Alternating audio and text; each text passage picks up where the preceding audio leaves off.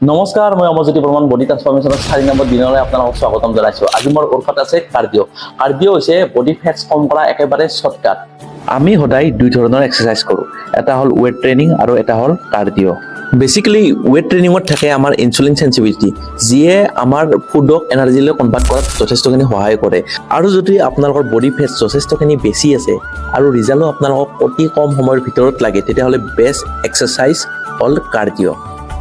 শুভ্ৰ বলাকাৰ দেউতাত সপোন ৰহন সলা দূৰণিৰ সাগৰ পাৰত বাজে বাঁহী মধুসনা। শুভ্ৰ বলাকাৰ দেউকাত সপোন ৰহন সনা দূৰণিৰ সাগৰ পাৰত বাজে বাঁহী মধুসনা।